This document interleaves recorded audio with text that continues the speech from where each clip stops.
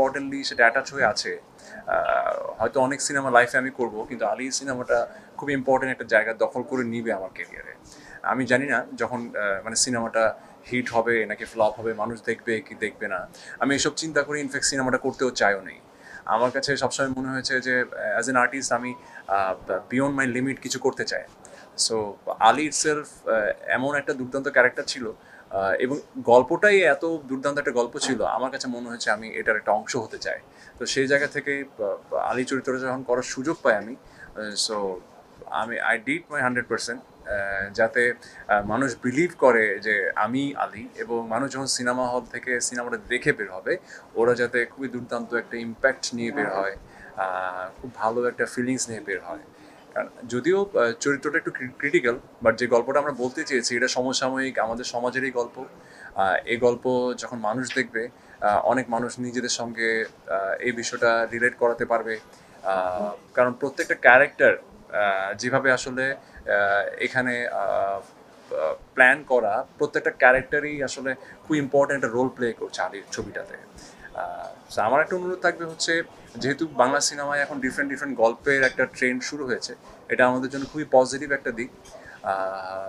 শুধু জাস্ট খুব high budget ছবি বলেই আসলে আমরা ছবিগুলো দেখবো, কিন্তু যেটা হচ্ছে একটু লো বাজেটে নির্মিত, ওই ছবিটা আসলে আমরা দেখতে চাই না বা দেখবো না, বা ওই ছবিকে আমরা প্রমোট করবো না, সেটা হলে একটু ইনজাস্টিস হয়ে যায়।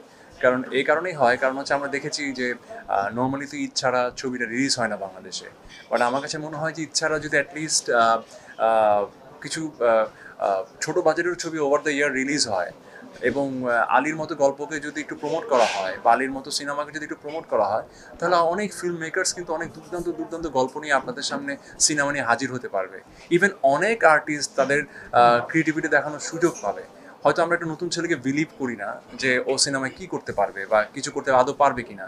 দেখা গেল একটা নতুন ছেলের একটা সিনেমা আসলো, সিনেমার গল্পটা খুবই ভালো, ইটসেলফ সিনেমাটাও খুব ভালো, টিমটা নতুন, কিন্তু আমরা তাদেরকে প্রমোট করছি না, কারণ ওখানে কোনো স্টার ফেস নেই, ওখানে কোনো লাইক মানে ভিউজ পাওয়ার মতো কোনো কন্টেন্ট নাই, সো ওদেরকে আমরা প্রমোট করি না। কিন্তু আমার কাছে মনে হয় যে এই ধরনের ইন্ডি ফিল্ম মেকার্সগুলোকে যদি প্রমোট করা যায়, ইভেন নতুন শিল্পী যারা খুব ভালো কাজ করতে চাচ্ছে বা নতুন ভালো কাজ নিয়ে সিনেমা হলে আসছে, তাদেরকেও যদি আমরা একটু প্রমোট করতে পারি, তাহলে হবে কি, ওভার দ্য ইয়ার আমরা ভালো ভালো ডিফারেন্ট ডিফারেন্ট কন্টেন্ট দেখার সুযোগ পাবো। একটা সলো একজন ফিল্ম মেকার যে আসলে ফিল্মটাই শুধু বানাতে চায়, যার কোনো আসলে ব্যাকবোন নাই, আই মিন ব্যাকবোন বলতে আমি বড় প্রডিউসারের কথা বলছি, যার কোনো প্রডিউসার নাই, কিছু নাই, কিন্তু তার কাছে ওই ব্রিলিয়েন্ট গল্পটা আছে এবং তার ওই গল্পটা বানানোর শক্তিটা আছে। সো আমরা যদি এই ধরনের গল্পগুলোকে প্রমোট করে মানুষের সামনে নিয়ে যাওয়ার জন্য হেল্প করি, তাহলে ওই সিঙ্গেল যে নির্মাতা, সেও কিন্তু ওই ধরনের দুর্দান্ত গল্পগুলো বলার সুযোগ পায়। আমরা কিন্তু সিনেমা হলে যা দেখি না দেখি, আমরা কিন্তু ঠিকই দেশি বিদেশি বিভিন্ন ওটিটি প্ল্যাটফর্মে আমরা ডিফারেন্ট ডিফারেন্ট গল্প দেখছি। ওটিটি প্ল্যাটফর্মে কিন্তু খুবই আলাদা ধরনের গল্পগুলো বেশ জনপ্রিয়। ওখানে কিন্তু পপুলার যে সিনেমাগুলো, ওগুলোর ট্রেন্ডের চাইতে আপনি দেখবেন খুবই নর্মাল হিউমারের গল্প দেখবেন ট্রেন্ডে 1 নম্বর বা 2 নম্বরে থাকে, বা টপ 10 লিস্টে থাকে।